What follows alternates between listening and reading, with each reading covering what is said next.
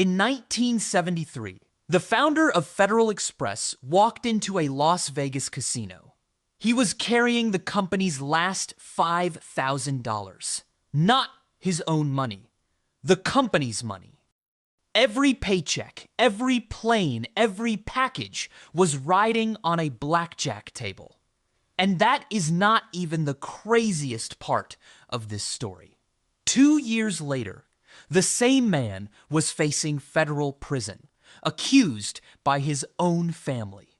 This is the story of Fred Smith, the man who refused to let FedEx. It starts at Yale in the 60s. Fred Smith, economics student, writes a term paper with one simple observation.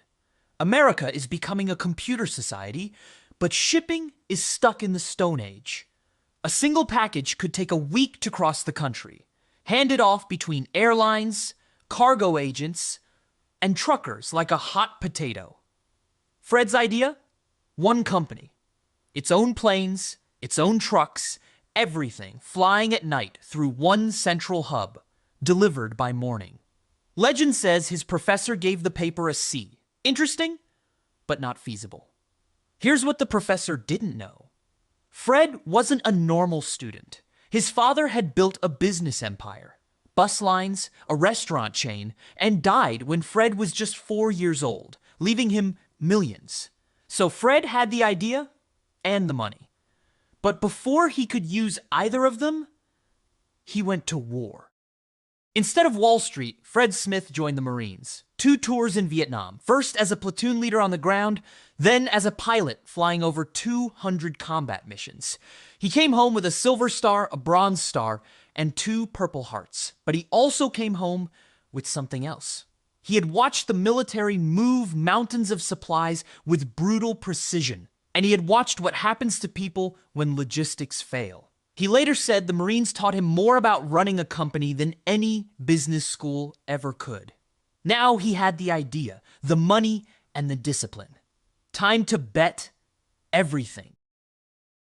1971, Fred founds Federal Express in Memphis, Tennessee. Perfect weather, dead center of the country. He pours in around $4 million of his own inheritance, then raises over $80 million more. At the time, it's the largest venture-backed startup in American history. April 17th, 1973, the first night of operations. 14 small Falcon jets take off to serve 25 cities. Total packages delivered that first night, 186. That's it, 186 packages against a burn rate of over $1 million a month.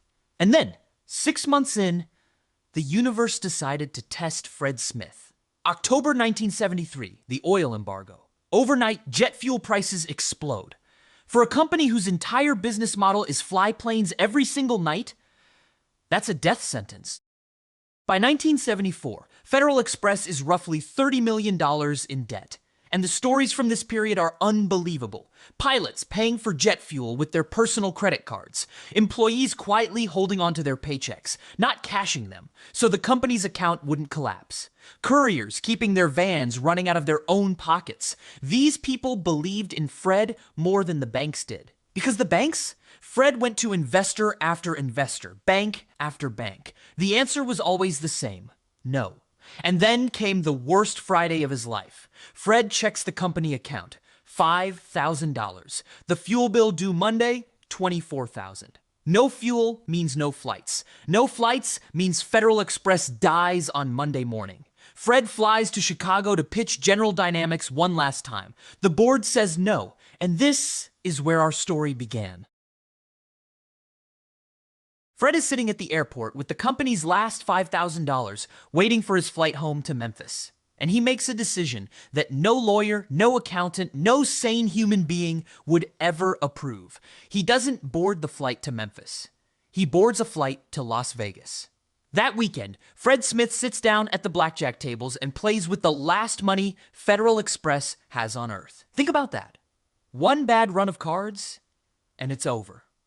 The planes, the jobs, the dream. Monday morning, back in Memphis, General Manager Roger Frock opens the company account expecting to see $5,000. He sees $32,000. He storms into Fred's office. Where did this come from? And Fred, completely calm, the General Dynamics meeting was a bust. I knew we needed money for Monday, so I flew to Vegas and won $27,000. Frock is horrified. You took our last $5,000. How could you do that? Fred just shrugs. What difference does it make? Without the fuel money, we couldn't have flown anyway. The $27,000 covered the fuel bill. The planes flew for one more week. And Fred later said the money itself wasn't the point. It was an omen that things would get better. He rode that momentum straight into $11 million of fresh funding. But if you think Fred's problems were over, oh no. The worst was still coming. 1975. Federal Express is finally clawing its way toward profitability. And Fred Smith gets indicted. A federal grand jury charges him with forging documents to secure a $2 million bank loan during the company's darkest days. And the accusation comes from inside his own family, his half-sisters, who also sued him over the family trust. Fred is 31 years old. He's facing federal prison. And his own board of directors starts discussing whether he should step aside. And here's the moment that tells you everything about this man. His senior managers made it clear. If Fred goes, we all go. The board backed down. In December 1975, a jury found Fred Smith not guilty. And almost at the same time, Federal Express posted its first profits. The company everyone called impossible was finally working. From there, the numbers get ridiculous. 1976, $75 million in revenue. 1978, the company goes public. 1983, Federal Express becomes the first American company to reach $1 billion in revenue within its first decade. No mergers, no acquisitions.